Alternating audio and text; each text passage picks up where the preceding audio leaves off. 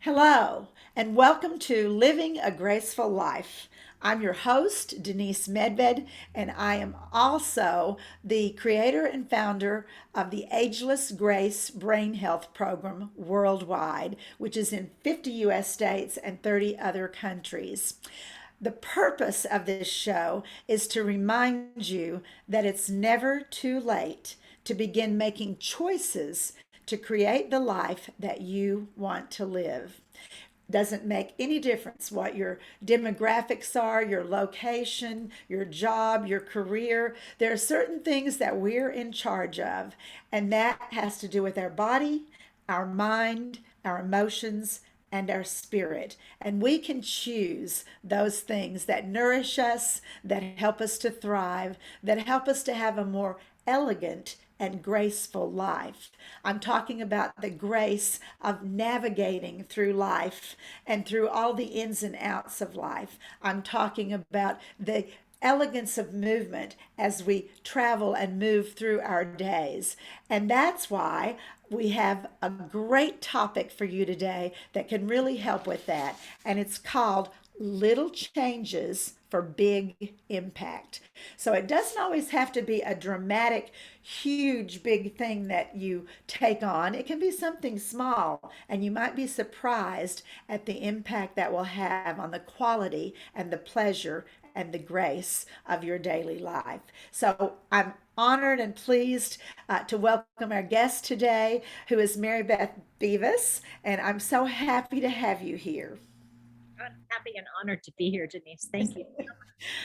I've known her for quite some time, and she is one of our Ageless Grace trainers who trains other people to be educators and teach the Ageless Grace programs. And those are done in retirement communities, memory care, assisted living, skilled nursing care, senior centers, universities, even in hospitals where they offer special wellness programs to the public. And Mary Beth has taught at many, many, many of those different locations. So I want to tell you just a little bit about her before we get started. And I have some notes here. So if you see me look down, I'm looking at those notes because I want to include it all. She's done a lot of great things. Her background is in teaching, and so of course she's a perfect certified Ageless Grace teacher as well. She's certified to teach kindergarten through eighth grade, and her specialties are in language, reading arts, talented and gifted children. She spent most of her teaching career teaching seventh and eighth graders, and I bow to you because I remember when my stepchildren were seventh and eighth grade. So you are a courageous woman. They're my Uh, favorites. she left the teaching profession in 2000, but after a few years, she found herself longing to teach. And so in high school and college, she always excelled in music and dance and theater. No surprise, as you'll get to know her on this show. She was the least likely person to end up teaching fitness, so she thought. But it was a case of stepping out of her comfort zone and trying something new, which, by the way, is the key to stimulating and activating the five primary functions of your brain. Trying something new, stepping out of your comfort zone, getting out of the box. So 12 years later, here she is still teaching senior fitness and loving every minute of it. Her certifications include AFA Group Fitness, which is the American Fitness, and what does A, it stand for? a Ama- fitness and aerobics. Fitness and Aerobics Association. Thank you. I knew that. And also, she's certified to teach Ageless Grace and to be a trainer. She's certified in Zumba, Yoga Fit, and several silver sneaker certifications. But she's told me that her favorite class to teach was Ageless Grace because she's actually witnessed dramatic improvements in people that have experienced these changes, small but with a big impact in their lives just from participating in her classes. So, welcome again, and I would love for you to tell us just a little bit about some of the different places you have taught and also about what inspired you to talk about little changes for big impact. Hey, well, thank you, Denise. I'm so happy to be here with you today. Um, First of all, change has been a recurring theme in my life. And the first time I really, when you're young, you don't really think about it too much because you're curious and you just naturally go with the flow and try new things. And then we get older and we get a little more inhibited, I think. But when I was in graduate school, actually, when I was teaching in the classroom, I was offered the opportunity to join the Administrators Development Academy at the University of Cincinnati. And it was an honor. It's a graduate program and it's paid for. So I said, sure. Now it's a sacrifice because you're giving up your summer to do it, and teachers love their summers. And I looked at the curriculum the first day and I noticed there's a 6-week class on change. And I thought, oh my gosh, shoot me in the head now. What are they going to talk about for 6 weeks about change?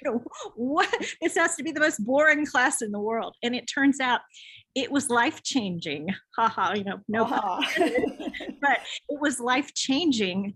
I learned not only how it applied to education, but how it applied to our lives and how important change is, and how, whether it's an organization, an institution, or an individual, if we're not changing, we're stagnating. And if we're stagnating, we're going to die, we're going to wither. And that change is so important. And I also learned a lot of key things. Little changes are more likely to be permanent. If we start with a little change and gradually work toward that bigger change, then we have a greater chance of permanent change. And that makes so much sense. If we think about the abrupt change we all experienced in the last 2 years with COVID, everybody was like, oh, it was hard. It was hard. Change is hard. But if we take baby steps, then we can make impactful change and things can be long lasting. So that was one thing I learned. The other key phrase I learned, and I use this with my seniors, and I used to use it with my dad because it's like a magic phrase, and that is, what if just for today we try this? And it's not saying, oh, I'm just going to change this permanently and you're going to have to adjust to it. But if you can just say to someone, what if just for today we try doing it this way? And then we'll talk about it and see how you feel about it. And that opens the door. Most people are willing to say, all right, for today, I'll just try this one little thing that you're asking me to do. And that opens the door to other things. So that's one of my little magic phrases that I'm sharing with everybody, just for today, if you can remember that. And it works so well with my dad because he missed my mom because she had passed, and he was he had health issues. He couldn't be as active as he was used to being. And he was resisting a lot of things. And I would use that, just for today. Could we just do it this way? And That's a beautiful, beautiful phrase. I love that. I can see how that would actually work with all ages, not just an older person. And I know you mentioned your dad now in reference to him, and Mary Beth and I have shared stories about getting the privilege and the honor of being a caregiver for one of our parents or more parents. I cared for my dad and my mom, and I think you may have too. And so I'd love for you to tell us just a little bit about that and how it impacted your life to be his care provider. it was one of the hardest things I've ever done because it's very hard. But it was also an experience I would not give up for anything. There's not enough money in the world that someone could offer me to give up that experience. Um, just to share, he was a World War II veteran, and so he hadn't really shared a lot of what happened or what he experienced, and I got to know him better on a different level. Seeing him through the eyes of an 18-year-old that had never been away, grown up on a dairy farm, and all of a sudden he's in the South Pacific. Wow. And he's a Seabee, and he's got a gun slung over his shoulder, and he's fighting and building things at the same time. And so I got to experience that with him. And we actually bought a map of the Pacific and put it on the wall. And I was able to download all the log from his battalion in the Seabeats. And Oh, so every day we would look at the log and he would say, okay, well, this day in 1943, I was on this island. And I would say, oh, let's find that island on the map. And we would find that island and he would tell me a story about something that happened there. Um, so that's such a beautiful and precious thing for you to have been able to bring out of him and to have shared with him and hear about yourself. yeah, so if I wasn't his caregiver, I wouldn't have had that opportunity.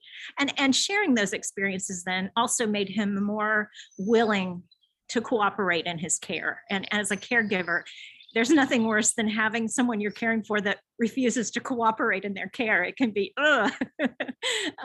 But just having those experiences together really helped us have a different relationship. So just a lot of fond memories. And you know, one day he told me this was not the plan. I was supposed to die first. Your mom was supposed to go second. Oh, And you know, and I said, well, that's not God's plan. So you know, right. just for today, let's dwell on what we can do to make today better. You know, you just have to go with the flow every day of what crops up. But I wouldn't trade any, and even the hard days I wouldn't trade, because every single day as we were doing something difficult, he would say, thank you so much. Thank you so much. I'm so glad. I don't know what I'd do if I didn't have you to take care of me. So Very, very sweet stories and sweet memories. And I know that you also have trained people in the Ageless Grace program who are caregivers. And do you have any kind of advice other than your wonderful magic phrase about, well, how about just for today, that you would give to people who are either personal, private caregivers for their family and loved ones, or who may be doing this professionally? Because I know that you have worked with a lot of professional caregivers and given them the tool of ageless grace. my advice would be just to jump in. I didn't know about Ageless Grace when my dad was ill, and my dad had COPD, and he, like your dad, Denise, was always very active. He was always building things and doing things and outside, and all of a sudden COPD, he couldn't breathe well enough to do those things. But I knew the importance of movement because I was a senior fitness instructor, and he would say, "Oh, here comes the general," and I would have weights. I'd be having him do bicep curls. I'd strap the ankle weights on and have him lift his legs just so he was using those muscles. And he understood the value of it. But how wonderful it would have been if I'd known about Ageless Grace, because we would have had fun. He was very creative. Enjoyed all kinds of puns and things, and he would have enjoyed all the creativity involved in Ageless Grace. We could have had some great adventures. Um, so don't be afraid to try it and be willing to be silly. You'll be surprised at how much they will buy into it, and they'll be silly right along with you, and you'll laugh and you'll have some of those good memories, instead of the hard memories. You know, you need those good fun memories to get through the days. So don't be. Absolutely. In working with seniors myself and teaching the Ageless Grace program, I see how willing they are to do something that's silly or ridiculous. I might think, I wonder if they're going to do this, and they jump right in and they want to do it. They want to have fun. They want to play. They want to enjoy their days. I agree. Would you describe a little bit about Ageless Grace and how you have used it in CCRCs, which are continuing care residential communities, which usually have independent living, assisted living, skilled nursing care, and memory care all under one roof in a beautiful community? I know Maribeth has worked in several of those, and how you've used Ageless Grace and how you would describe it to anyone who's watching and might not really know what it is. Okay, good question. Well, first of all, CCRCs have just a wide range of people there, and wide range of abilities and a wide range of disabilities. So you never know what is going to come into your room, and you have to be prepared to accommodate everybody. Probably the saddest thing that I've seen in a CCRC, and I even questioned some of my clients about this, I would walk in and I had to walk through I had to walk through the whole facility to get back to the multi-purpose room, and through the edge of the dining room. And every time I came 3 days a week. I would see the same people sitting in the same chairs, watching the same TV show every day, every day. And so one day I asked some of mine that came to class, and the people that participated were from I might have had one or two that were late 70s, but most of them were 80 to 101. Wow. Wow. That's impressive. Yeah. And it's an impressive group. And so one day I said, what is this? I see these same people sitting, and they said, that's all they do. They get up in the morning, they eat breakfast, and they go in to they find that chair that they sit in, and they laugh. They said, and pity the person that sits in their chair, because they make them get out of their chair. That's where they're going to sit. That's my chair, right? That's my chair. Excuse me. In the common area, and they don't want anyone in their chair. They sit, they watch TV, they get up, they eat lunch, they come back to their chair, they watch TV, they get up, they eat dinner, they go back to their chair, and they watch TV, and that's their day. And it just cycles over and over again. And how sad. So I did my best, and I was able to draw a few of those in just by encouraging, hey, you want to come play with us today? I learned that's another key phrase. Don't use the word change. Change has a lot of negative. We need your marketing skills. We need to rebrand change, because it has a bad connotation. So I used to use the word adventure. You want to come have an adventure with us? We're going to play, and we're going to have an adventure. You want to, and everybody's like, okay, I'll have an adventure with you. Let's go. But that was the thing that always struck me walking back through the building, and I would kind of make a mental note. Oh my gosh, they're sitting in the same chair. Do they sleep there at night? You just wonder. One of the best stories I had, and we've talked about this in Ageless Grace, about those neural pathways that we use over and over and over again until we're on autopilot. And one of my groups at the CCRC that I taught at had been doing Ageless Grace for a while. And I said, well, I've got to share with you guys a good story about taking an adventure, not changing, but taking an adventure. I said, and they all knew I was in Ohio at that time, and I drove from north of Cincinnati into the city several times a week. And to do that, they knew the interstate I had to take, because they're all familiar with that. And as I would drive it, I would have to cross the highest bridge in Ohio. And I mean, it's high, it's up, and it's long, and it's scary. And you look over the edge. My mom used to, when she was still driving, by the time she got to the other side, she was going like 90 miles an hour just to get off the bridge, because it's so big and scary. So I would have to cross that bridge. And then about 10 minutes later, I would arrive at Kings Island, which is a huge amusement park over to the side. You could see roller coasters, and they have a replica of the Eiffel Tower. There's all kinds of stuff there. So I was sharing with the group. I said, I drove to Cincinnati the other day, and I was driving along, and all of a sudden I looked over and I went, oh my gosh, I'm at Kings Island. I crossed the big bridge, and I don't remember how I got here. I don't remember crossing the bridge. I don't remember anything. I don't know how I got here, because I had driven it so many times. I was on autopilot, and I had just done it. And this is scary. I'm on the semis, and I don't know where. How did I get here? I told them, I said, so I decided I'm going to take an adventure. I'm going to take the next exit, and I'm going to get to where I need to go. And I'm going to use different roads that I've never used before. And I'm going to shake this up, because I can't drive this way. So I took that exit, and I didn't know where it was. I drove into an office park and thought, okay, this isn't right, and turned around. And I just kept going until I found an intersection that I recognized. Like, oh, ta-da, I know where I am. But the minute I pulled off and had to start navigating, I felt my brain wake up. Right, right. All of a sudden, I'm aware of my surroundings, and oh, what is this? And I had some little adventures. I found a beautiful nursery that had all kinds of flowers and stuff. And I thought, oh, I have to remember where that is. I want to come back and visit that sometime. But I made it to where I needed to go. And I woke my brain up. And so I challenged them. And this is the interesting part. This is one of the things I did with them. I challenged them. Well, they all said, well, that doesn't apply to us. We don't drive. So, that doesn't make any difference. And I said, all right, I challenge you to take an adventure. I said, tonight, when you go to dinner, if you usually turn right to go to the dining room, I want you to turn left. And if you usually turn left to go to the dining room, I want you to turn right. And I want you to report back what happens. And so Awesome. the next time I came to teach, I said, okay, I want to hear about your adventure. How'd it go?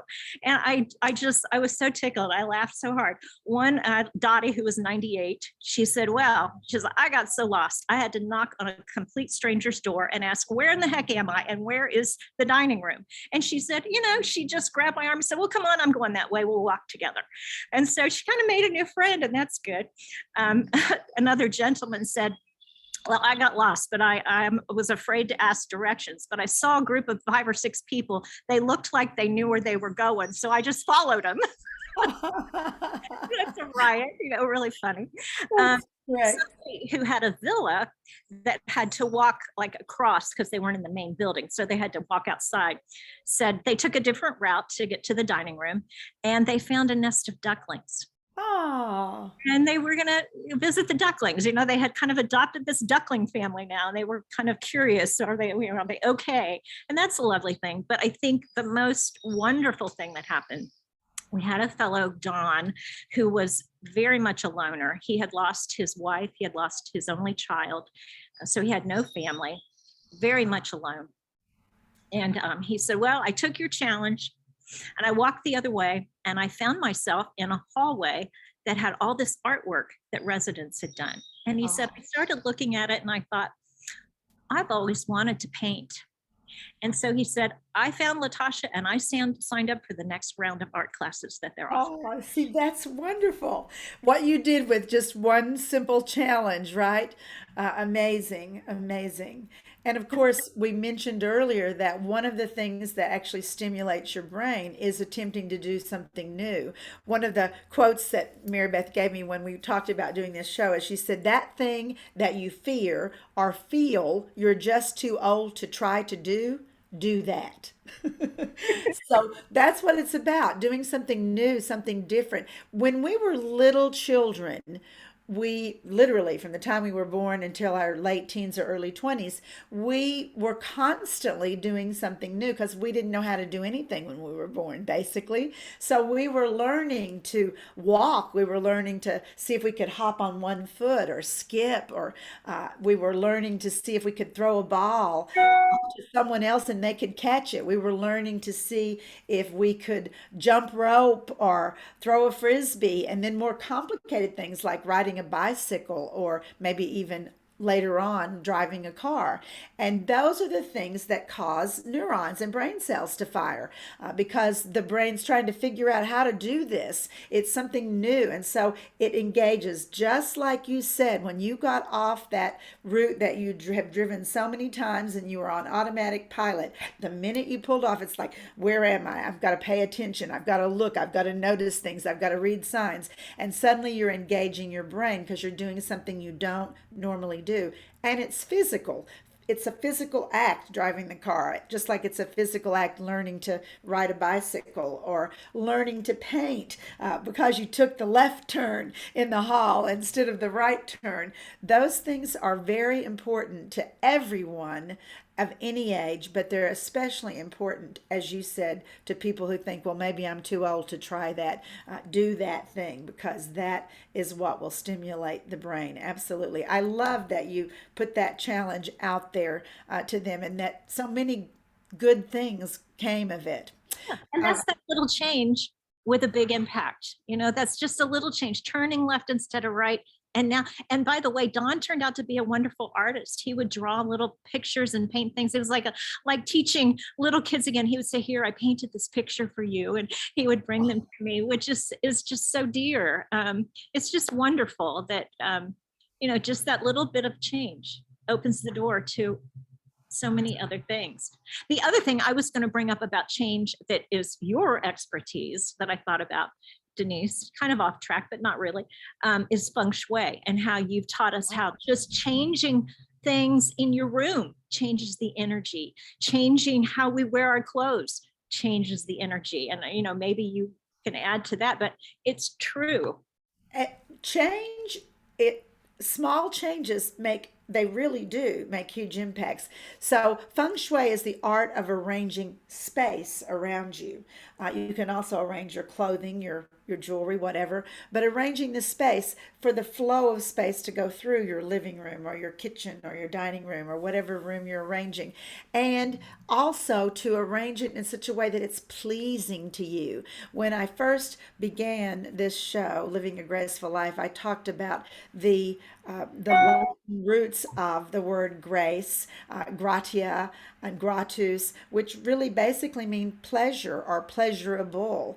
And it also means a gift that is given to you. Grace is a gift that is given to you that you didn't ask for and that you didn't have to earn. I mean, it just happened. So that's what feng shui, when you arrange two or three things on the top of a table, or you say, oh, I think this painting might look good over here. And of course, you can always change it back and say, well, no, I was wrong about that. I don't like it there, but maybe it'll look good over here. Those little things, you don't have to redecorate the whole room, but what Maribeth is talking about, that one small change, then I can go into that room for days and say, like, I really like the way this looks now. Or I'll sit in this room and I'll say, this feels better now that I move those three things or put that painting over there. So that's something all of you can do, is make small changes in your life that can make a big difference and can give you much more pleasure, much more joy and grace. And would you describe just a little bit about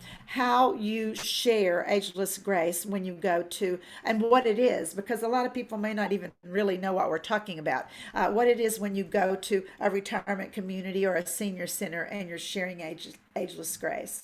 If I'm sharing with like the activity director and trying to convince them that they need a class, I've learned that the key is to say, would you like a brain health class? Would Yes. you like to help your residents improve their cognitive skills? And of course, yes, of course, we Yes. want them to improve their cognitive skills.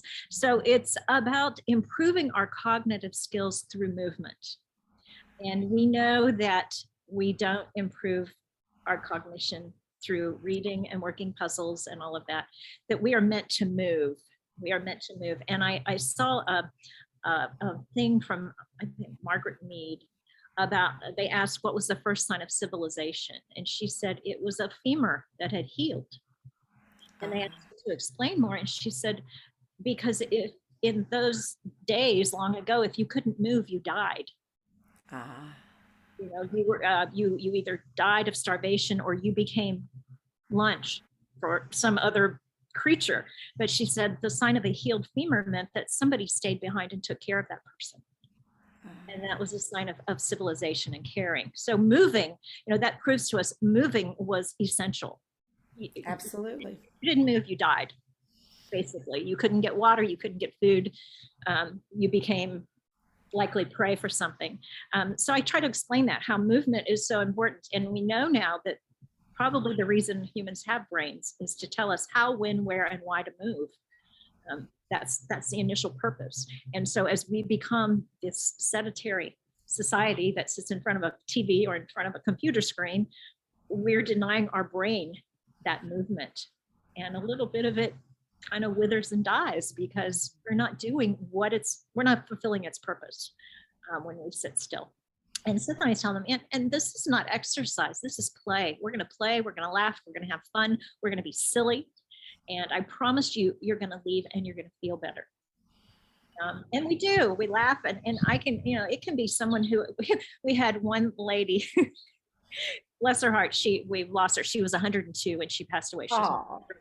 But she was just grumpy. She was just, and which she would come late, and everybody would kind of say, well, maybe Phyllis isn't going to come today, and then she'd come tripping, and everybody go, oh, but then within a few tools, she'd be laughing and lightening up. And, I always wondered what was so heavy in her soul that made her so gloomy the rest of the time.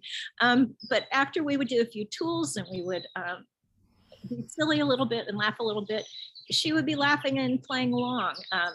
So it's not only our physical motion, which it certainly is. We move a lot in Ageless Grace. There's 21 tools, each one targeting something different.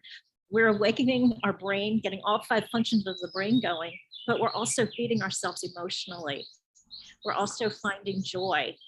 And that has so much to do with aging gracefully. If we can find joy in our life, and even the directors at the facilities would say, you know, they're in such a better mood when they take your class. Right. The rest of the day, they're just easier to deal with because they're in a better mood. They're happier.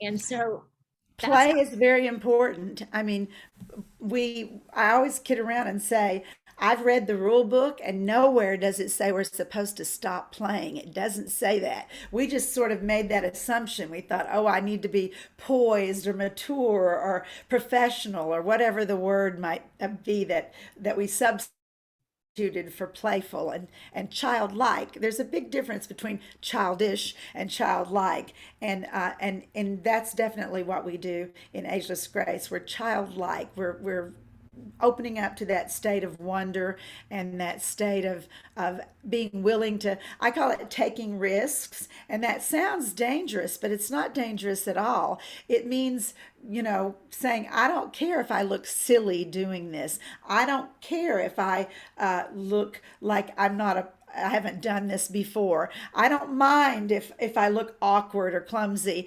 And when you open yourself to that, as you well know, then you really start to enjoy being who you are and expressing your own spirit. I always say that this program, this episode is about body, mind, spirit, and emotions. And we all have our own spirits and they need to be nourished. And one of the things that nourishes us is playfulness and laughter and joy and having a good time. So you're right. That is key. That's a basis, a foundation for living a joyful graceful life is aging gracefully, is having some way to access joy and laughter and fun and play. and then they gain confidence. That's the other thing. Because I would tell them, like, balancing act is one of our tools, and we would talk about that. And I would say things like, well, I was with my 7-year-old granddaughter, and my granddaughter would come to class occasionally because I would be watching her, and they always love that. I mean, they love children. So they knew Brenna. I would say, well, the other day I was in a parking lot with Brenna, and we got to one of those parking bumps. What do you suppose that she did? And they'd say, oh, she stood on it and walked. And I said, yes, she did. I said, she didn't know she was practicing her balance. Right. She just saw it and did it. I said, you know what? The next time, I wouldn't encourage you to get up on one of those, but could you walk the line in the parking lot? Could you do that? And they said, well, yeah, we could do that. I said, you could practice your balance just like kids do, and have some fun. Be silly with it. And they said, okay, well, we'll try that. Just making that connection between this is what you did as a child. Can you do that as an adult, as an aging adult? Can you find some way to reconnect with that and have that fun? And they get the confidence to do that once they have a few adventures. Right. They Right. see, hey, that wasn't bad. That was kind of fun, and I'm doing something new and interesting, and I'm making new friends. Then they have the confidence to get out and try other things. So I do have to share with you one other dear thing that happened at the CCRC. We were doing express yourself, and express yourself is about using our upper body, but we also mimic different jobs. And I had one gentleman who was a World War II fighter pilot, and he was almost 100. He was 97, 98. And I said, David, could you help us be fighter pilots today? What was it like to be in that cockpit? And his whole demeanor changed. His whole demeanor, and he led us through what we had to do if we were in the airplane. It was so cool and so fun. And later I knew his daughter, and she goes, thank you for doing that. He talked about that for a couple of days, how fun that was to have that experience and share it. And she said that was just a really neat thing. So a lot of ways that you get to know them better. And they get to share their experiences with the group, and then they feel good about themselves. So it's cyclical. It just kind of builds and builds. It's that little change, little adventure, big impact. Absolutely. Well, what a difference it makes when we can engage older adults, especially, but and say, what did you do? Who used to, swim in high school? Do you know any dives or any swimming strokes we can do? Who used to play a sport? What sport did you play? Who used to have a hobby? What was that hobby that we could do, like painting or playing basketball or whatever it might have been? And engaging them and getting them to tell about themselves and their lives and share in that way really makes a difference. Whether it is someone like Mary Beth who's actually teaching and has a whole class in a group, or whether you're the person who's interacting with your mom, or dad, or your aunt, or some other family member that really would appreciate you drawing them out and getting to them to share some of their experiences. And of course, we act them out in Ageless Grace. He didn't just tell them how to be a fighter pilot. I mean, he said, hold the pull back, like, looking to adjust this, turn this knob, pull this. So we act it out. And some of you've heard me say this before, but it's a fascinating fact. It's in the book. The Brain That Changes Itself by Dr. Norman Doidge. And it says that he did many, many MRIs of the brain. And he said it turns out that imagining that you're doing something versus actually acting it out and doing it, that you're actually doing it, light up almost exactly the same parts of the brain. I thought that's fascinating. And of course, what we do when we're teaching older adults and working with them on Ageless Grace is we actually tell them to imagine it and act it out as if they were really doing it. So they're sort of getting at what I would call a double whammy. They're getting the actual physical activity and they're getting the imagination of the brain, seeing it and figuring out how to do it as well. So And I share with them along that line to kind of highlight that. I read a book by John McCain, and somebody had asked him, "How did you survive being a prisoner of war? How did you mentally survive that?" And this was interesting. He said, "I played a round of golf in my head every day at my favorite golf course." wow. And I think that's fascinating. That kept him healthy. He in his brain, he was at the first hole and he was swinging. And I just, how fascinating it would be to be able to see brain scans of what was really, but you have to believe that that kept him mentally strong, that Yeah. imagination that, okay, I'm going to take a break from all this horrible stuff and I'm going to go play golf in my mind, in my imagination. I I find that had fascinating. It is fascinating, and you're right. It would be really, I'm sure, that had a lot to do with his actual strength and resilience. Everything comes from the brain. I mean, the brain produces proteins and hormones. It produces emotions. It produces so many different things that we don't realize sometimes how important keeping our brain healthy is. And one of the ways to do that is, like Mary Beth said, is doing something different. Do it differently. Take a little adventure. I love that. A little adventure. That's much better than saying risk. It is a risk. We feel like we're taking a risk that, oh, am I going to look silly? Is everybody going to laugh at me if I pretend to do this or act like I'm doing this? But the reality is that is what makes us a true difference in your brain health. No matter what your age is, by the way, this is true whether you're 45 or 25 or even 5 or 7 or 8 years old. We also teach this to children too. Have you done any playing of this with this imagination and the games and tools with any of your grandchildren? Yeah, Brenna loves Ageless Grace. She's my most likely to go on an adventure with me. She doesn't question anything. If I say, "Oh, we're going to be dinosaurs today," "Okay, Grandma, on the dinosaur today." She doesn't. That's the beauty of children. They don't question anything. She'll go on any adventure I pull her into. So, oh well, she loves Ageless Grace. I loves it. Absolutely. Well, I always say that it's never too late to begin doing things that will strengthen your brain, but it's also never too early to begin doing things that will strengthen your brain. we, a lot of people of all ages are concerned about losing cognitive function as we age. It's now become the number one concern in the planet, the health concern, more so than cancer and more so than heart disease. And it's because so many of us, I'm sure every listener knows at least someone, if it's not someone in your own family, who has Alzheimer's, dementia, cognitive decline. It's prevalent in our society today, and that also means that our 20-year-olds and our 30-year-olds know someone, if not several someones, and it means that our children know someone who has cognitive decline. And what they don't know is that there's something they can do about it, that we can actually play and figure out how to do things with our body and cause neurons or brain cells to fire and cause our brain to be more active and functional.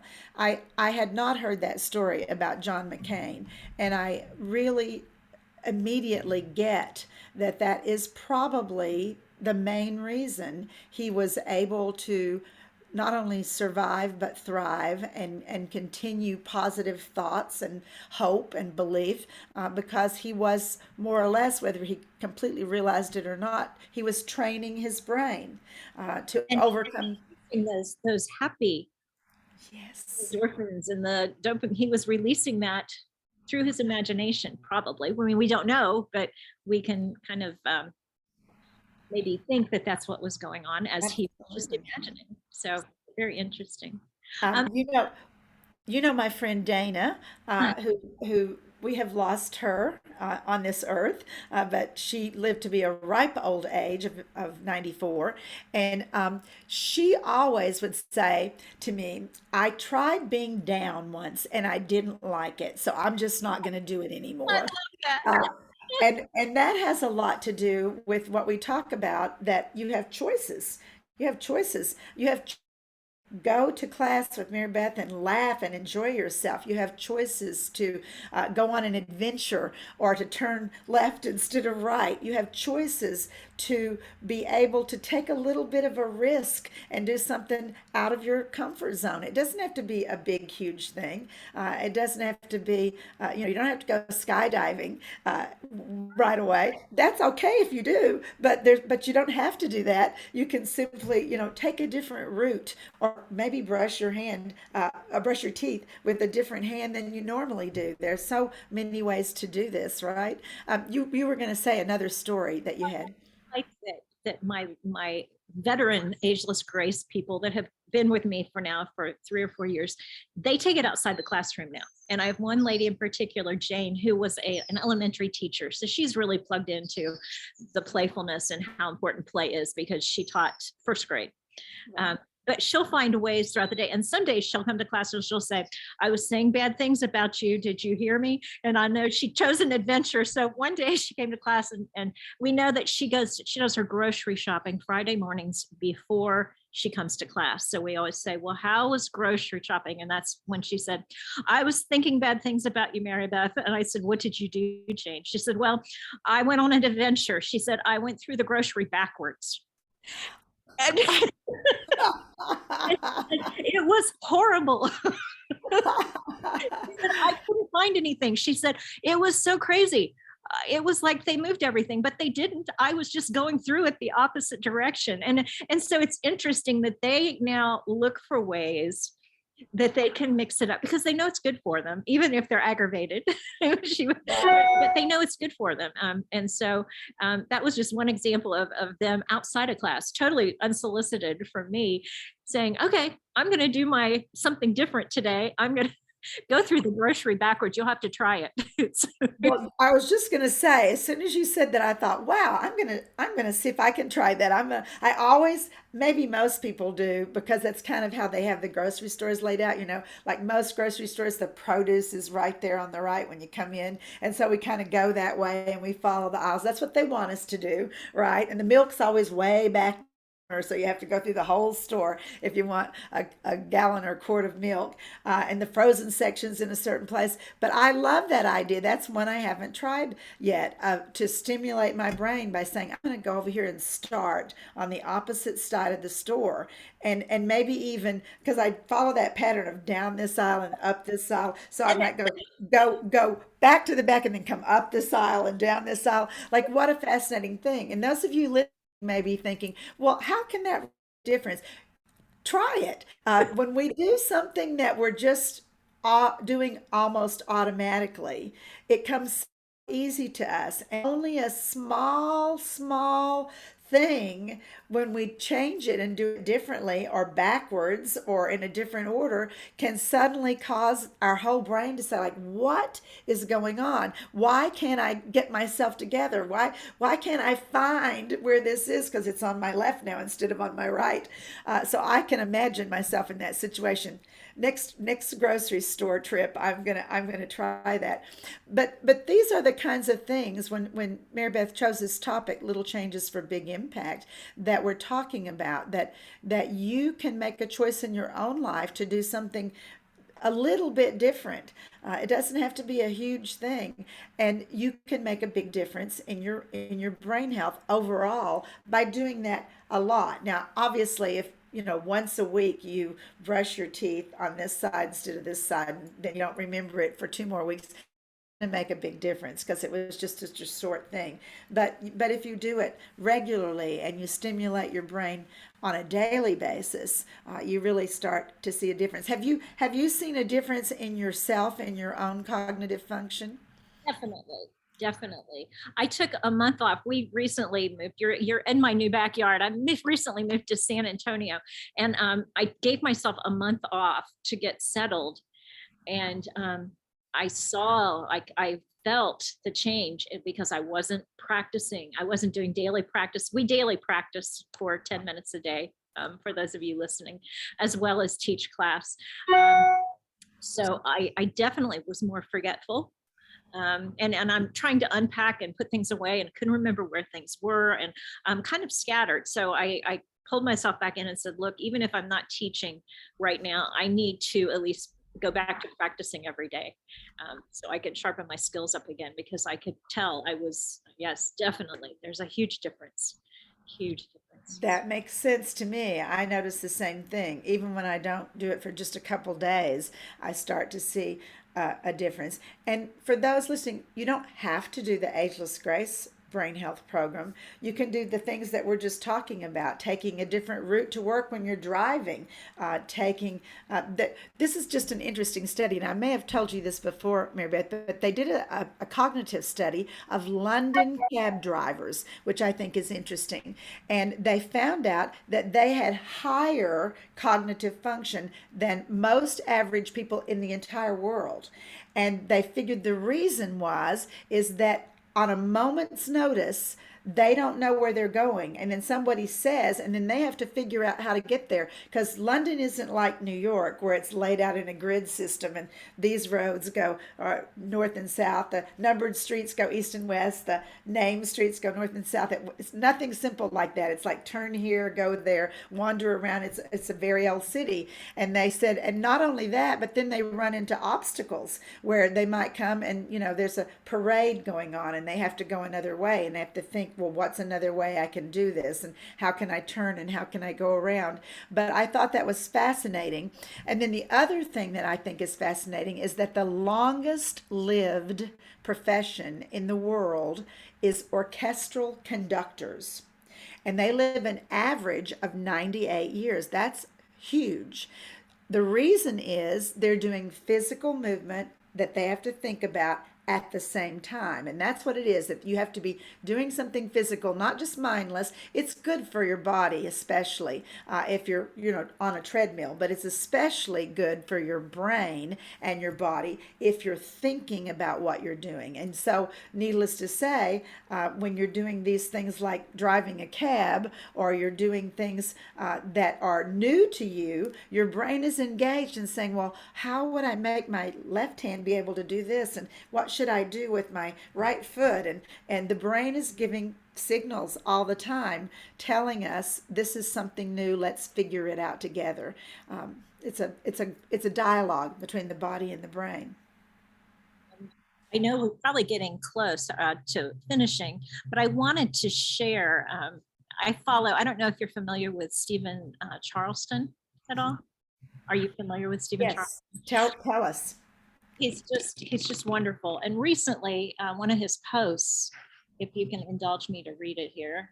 Explain who he is so that the Okay. listeners will know who he is. He is a Native American from the Choctaw tribe, and he lives in the Oklahoma City area, but he's also an Episcopalian bishop.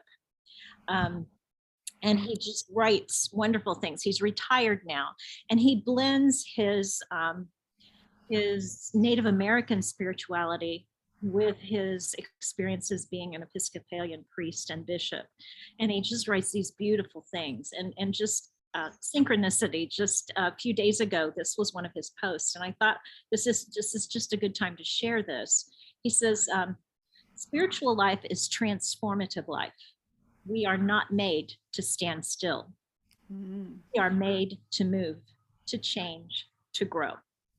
In each of these ways, we are being constantly renewed. The divine plan for us is not that we be created with curiosity and imagination and then put it on a shelf. We are designed to be active in transforming reality, even as we ourselves are transformed by it. Faith is dynamic, not inert. It is how we take our part in the process of creation. For us, becoming never ceases and discovery never ends. Wow, that's very powerful and very beautiful.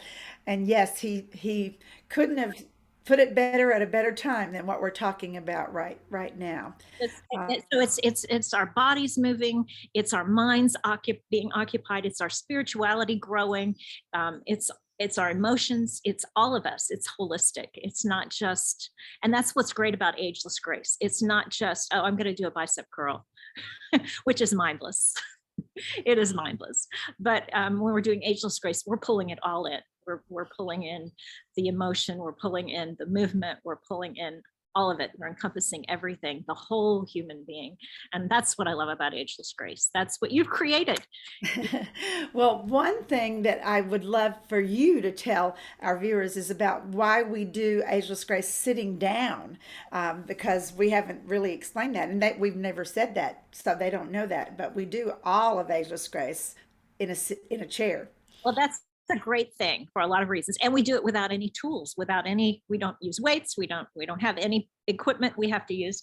So first of all, if we're seated, we're engaging our core. We have to sit. And we're engaging our brains because we're going to swim. We have a tool called Dive In. And when I tell people we're going to swim in a chair. Yes, we are. And our brain has to figure out, how do we swim when we're seated in a chair? Okay, well, we'll figure that out. We'll swim in our chair. So it engages our core. It gets our brain going, and it levels the playing field. Virtually everybody can do this. But I will tell a CCRC story about doing it in the chair. I had a little lady, Peggy, who it was some kind of crazy wheelchair. It wasn't a regular wheelchair, but she came faithfully to class and she always laughed.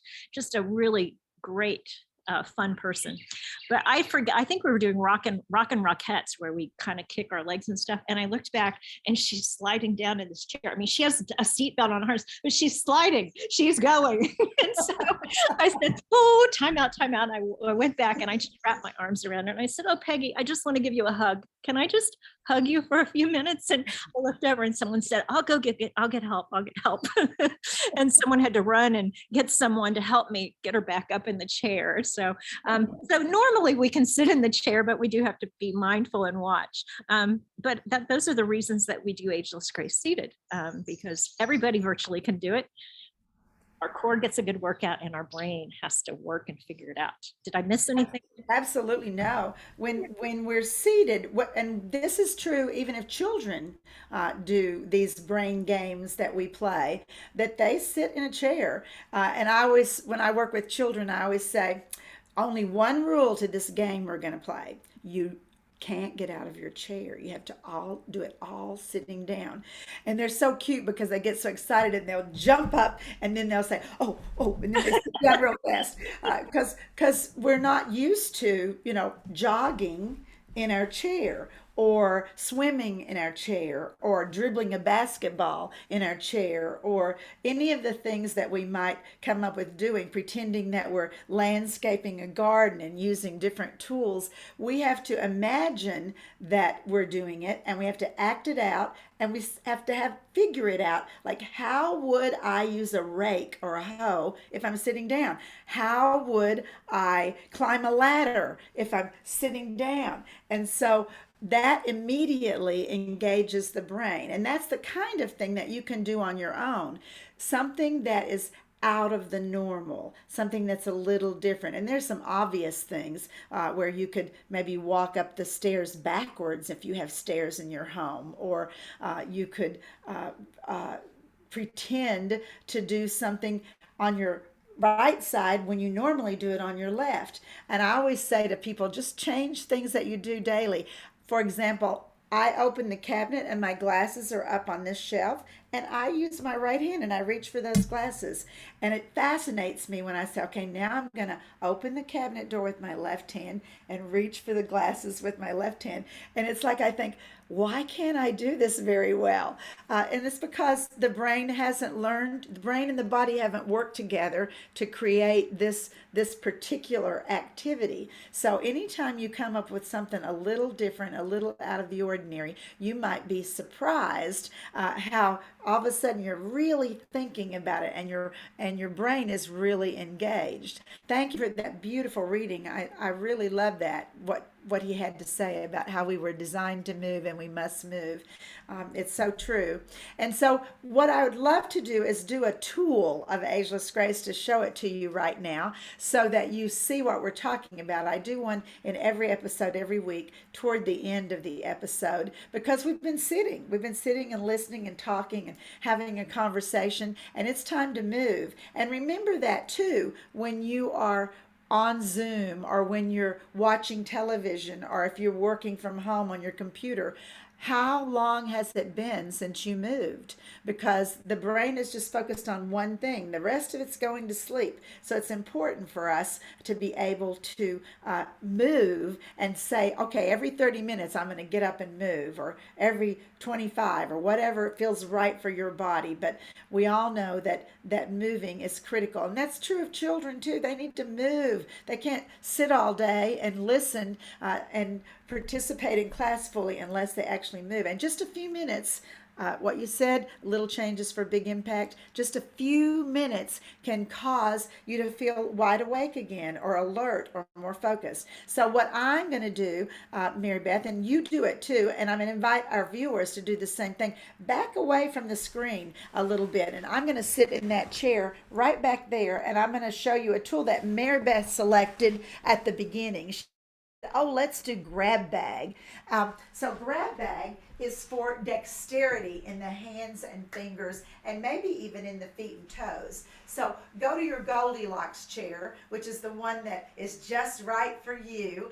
And we're going to put on a little music because we do all of our Ageless Grace tools to music because that's one more layer of something that stimulates the brain. We also do it barefoot. Those of you who've been following my episodes know that I'm always barefoot when we do this show because there are 7,000 nerve endings in each foot and 7,000 nerve endings in, and that's all part of the central nervous system, which is the brain. The brain is in charge of the central nervous system and the spinal cord. So if we're barefoot, we're not weight bearing. It's perfectly safe for anyone, whether you have neuropathy, neuroma, neuralgia, edema, any of those types of things. You can be barefoot when you're seated because all you're doing is gently stimulating the feet. So grab bag is just about what it sounds like. We're going to grab and close. But Mary Beth, I steal ideas. I shamelessly steal ideas. And she said at the beginning that she just did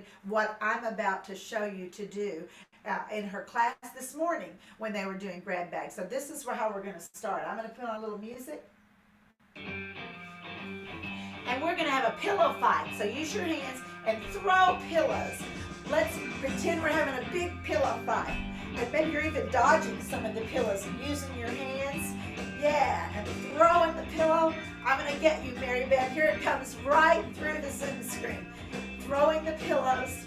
And then what happens when you throw feather pillows? All the feathers start flying out. So now we're going to catch those feathers in our hands. Catch them there. The air is just full of feathers.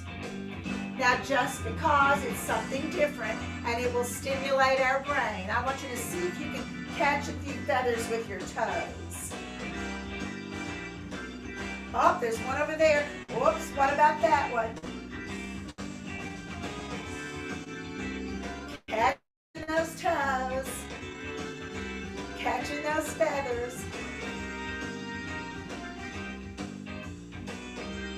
Now, if we were kids, we'd say, let's have some more pillows so that we can get some more feathers in the air. We wouldn't be thinking about the fact that we might be using all the feathers out of our mama's feather pillows, right? We'd just be having a good time. So throw them around, shake them up a little bit. Use your hands to hold on. Use your fingers. And then let's catch. They're all over the place now. They're down here. They're over here. And you're going to have to move pretty fast to catch all these feathers. Grab, grab.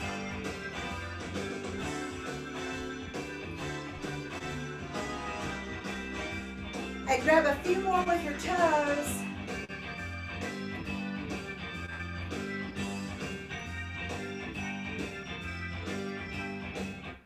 Good job.